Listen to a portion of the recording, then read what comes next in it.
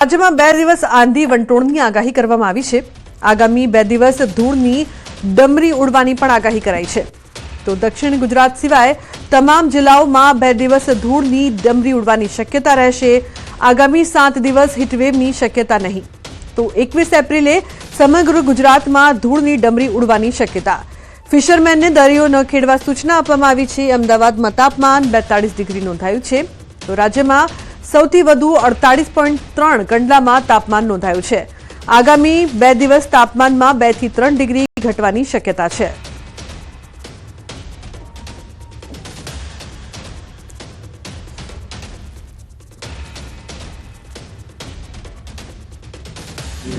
का फोरकास्ट है, उसमें हमने अभी हीट वेव फिलहाल उम्मीद नहीं है 7 दिन तक। और जब डे 1 और डे 2 में थोड़ा सा डस्ट रेजिंग विंड्स की भी संभावना है, खास करके कच्छ में और सौराष्ट्र में। और डे 2 में थोड़ा सा साउथ गुजरात रीजन तक एक्सटेंड करेगा, थोड़ा ध्रुवीय हवाएं। और कोस्टल जो रखा है हमने डे 4 और 5 में रखा है, और उसमें कोस्टल में हमने रखा है हॉट विंड कोस्टल एरिया। और विंड्स का जो बात है, आज नॉर्थ गुजरात कोस्ट में 20 से 25 नॉट गस्टिंग टू 30 नॉट की विंड्स रखी है। बड़ी स्ट्रॉन्ग विंड रहेगी सी एरिया में। तो अंबालाल पटेलनी गरमीने लईने मोटी आगाही। आगामी 2-3 दिवस गरमीનું જોર ઘટશે। અમદાવાદ ગાંધીનગરમાં ગરમીનો પારો 42 ડિગ્રીએ પહોંચી જશે। એપ્રિલ માસમાં ગરમીમાં મોટા ફેરફાર જોવા મળશે। તો એપ્રિલના અંતમાં ગરમી 44 ડિગ્રી પહોંચી જશે। 10 મેની આસપાસ મોટા વાવાઝોડા આવી શકે તેવી સંભાવના।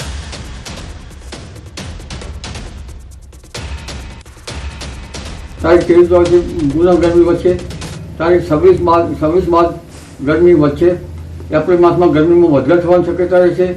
તારીખ 30 સુધીમાં પુનઃ મહત્તમ ઉષ્ણ તાપમાન મધ્ય ગુજરાત ભાગમાં 44-45 ડિગ્રી સેલ્સિયસ જેવું થઈ જવાની શક્યતા રહે। ઉત્તર ગુજરાત ભાગમાં 43-44 ડિગ્રી સેલ્સિયસ જેવું થવાની શક્યતા રહે।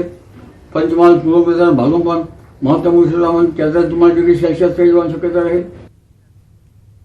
તો પાણીની સમસ્યા ઉનાળામાં કેવી વિકટ બને છે તેનો અંદાજો એસી ઓફિસમાં બેઠેલા અધિકારીઓને ક્યાંથી આવે? માટે જ અધિકારીઓને ઢંઢોળવા માટે છોટાઉદેપુરમાં દુલ્હન લગ્નના માંડવે પહોંચી મંગળફેરા ફરવાની જગ્યાએ પાણીના ફેરા કર્યા। તો બનાસકાંઠામાં તંત્રને પાણી આપવા માટે જગાડવા ખેડૂતો આકરા પાણીએ જોવા મળ્યા છે। માંડવો તૈયાર છે, જાનૈયા પણ આવી ગયા છે, વરરાજા પણ ચોરીમાં ગોઠવાઈ ગયા છે। બસ રાહ જોવાઈ રહી છે તો કન્યાની। પરંતુ કન્યાને જુઓ, સોળે શણગાર સજી, શરણાઈ અને ઢોલ નગાડા સાથે વાજતે ગાજતે નીકળી છે। પણ મંગળ ફેરા ફરવા નહીં, માથે બેડું ઉપાડીને પાણીના ફેરા કરવા। લગ્નના દિવસે દુલ્હન મતદાન કેન્દ્રમાં મત આપવા જાય કે પછી કોલેજમાં પરીક્ષા આપવા જતી હોવાના દ્રશ્યો અચૂક જોયા હશે। પરંતુ છોટાઉદેપુરના કલેદરા ગામે સોળે શણગાર સજેલી દુલ્હન બેડું ઉપાડીને પાણી ભરવા ગઈ તે વાત ચોરે ને ચોટે ચર્ચાઈ રહી છે। લગ્નના દિવસે કેમ દુલ્હને માથે બેડું ઉપાડ્યું? મંગળ ફેરા ફરવાની જગ્યાએ કેમ લીધા પાણીના ફેરા? લગ્નના દિવસે કન્યાના મનમાં અનેક અરમાનો હોય છે।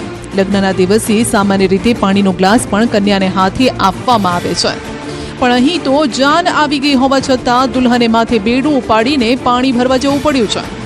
આ કહાની છે ગુજરાતના છેવાડાના ગામમાં કેવો પાણીદાર વિકાસ થયો છે તેની। સજી ધજીને આ દુલ્હન લગ્ન માટે તૈયાર છે, પણ સજી ધજીને માંડવે જવાની જગ્યાએ વાજતે ગાજતે આ કન્યા પાણી ભરવા માટે નીકળી છે। કેમ કે જાન આવી ગઈ છે, ઢગલો મહેમાન છે, પણ પાણી ખૂટી પડ્યું છે। માટે બાપની લાજ રાખવા માટે, તંત્રને જગાડવા માટે આ દુલ્હન પાણી ભરવા માટે નીકળી છે। ઘરે દીકરીના લગ્ન હોય તો પિતા નારણભાઈએ મહેમાનો માટે પાણીની વ્યવસ્થા તો કરવી પડે ને। એ કરી પણ હતી। ટેન્કર મંગાવ્યા, પાણીના જગ મંગાવ્યા, પણ ધોમ ધકતો ઉનાળો હોય, પાણી ખૂટી પડ્યું।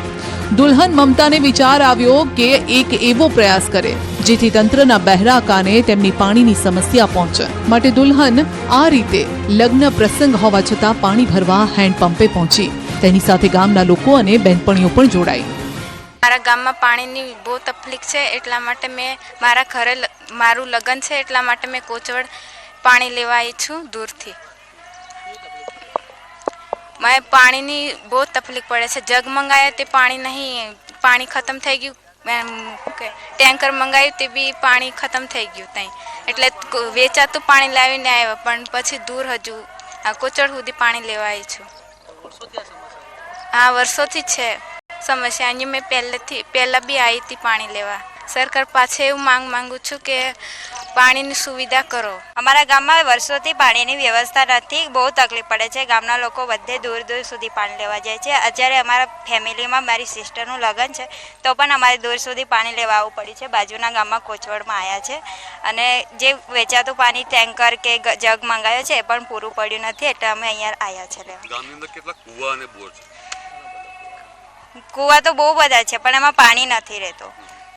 આ દીકરી તો લગ્ન પછી ગામમાંથી વિદાય લેશે, તેના સાસરે પહોંચશે, પણ ગામમાંથી વિદાય લેતા પહેલા તેણે પ્રયાસ કર્યો કે પાણીની આ સમસ્યા પણ ગામમાંથી વિદાય લે. ગામમાં 100 જેટલા પાણીના બોરના જળસ્તર નીચે જતા રહેતા લોકો પાણીની તંગીથી ઝઝૂમી રહ્યા છે. પાણી પુરવઠા યોજનામાંથી નર્મદાનું પાણી આપવા માટે પાણીની ટાંકી બનાવવામાં આવી. પાણીના નળ બેસાડવામાં આવ્યા, પરંતુ શોભાના ગાંઠિયા સમાન. નદી કોતર સુકાઈ ગયા. ગામમાં નારણભાઈ રાઠવાની દીકરીના લગ્ન હતા, ત્યારે જ આ દીકરીનો બાપ મુશ્કેલીમાં મુકાયો. લગ્નના દિવસે જ દુલ્હનને પાણી ભરવા માટે જવું પડે, તેનાથી શરમજનક વાત શું હોઈ શકે? કે આજે મારે છોકરીનું લગ્ન છે, તો એ છોકરીનું લગ્નમાં માણસો, મહેમાનો, ગામના અને સગા સંબંધીથી માંડી લગ્ન પ્રસંગ ઉજવવા માટે મારે ખુદ મારી છોકરી પરણતી નવ દંપતી એને પાણી ભરવા જવું પડે, અને એની બહેનપણીઓ સાથે પાણી ભરવા જાય, એ કેટલી શરમજનક વાત છે. અને ખરેખર હેડપંપોમાં પાણી ચાલતું નથી, હેડપંપો બગડેલા છે.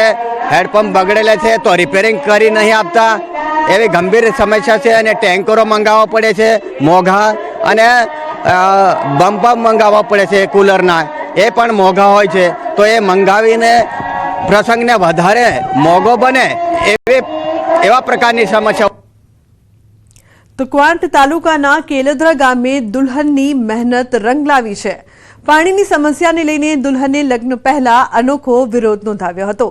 દુલ્હન સોળે શણગાર સજી લગ્ન પહેલા બીજા ગામે પાણી ભરવા ગઈ હતી, જેથી સરકારના ધ્યાને તેમની સમસ્યા પહોંચે, અને ન્યૂઝ 18 ગુજરાતી દ્વારા દુલ્હનના આ પ્રયાસને પ્રસારિત કરવામાં આવ્યો હતો. ન્યૂઝ 18નો અહેવાલ પ્રસારિત થતાં જ દુલ્હનના આ પ્રયાસની તાત્કાલિક નોંધ લેવામાં આવી. પાણી પુરવઠા યોજનાના અધિકારીઓ ગામમાં પહોંચ્યા. તાત્કાલિક ટાંકીઓમાં પાણી ભરવામાં આવ્યું. ગામના લોકોએ પાણીની સમસ્યાથી છુટકારો અપાવ્યો. સાસરે જતા જતા દીકરીના એક પ્રયાસે ગામની સમસ્યાનો ઉકેલ લાવી લીધો. તેથી ગામના લોકો આ દીકરીને હંમેશા યાદ કરશે. તો સાથે ગ્રામજનો અને દીકરીએ પણ ન્યૂઝ 18 ગુજરાતીનો આભાર વ્યક્ત કર્યો.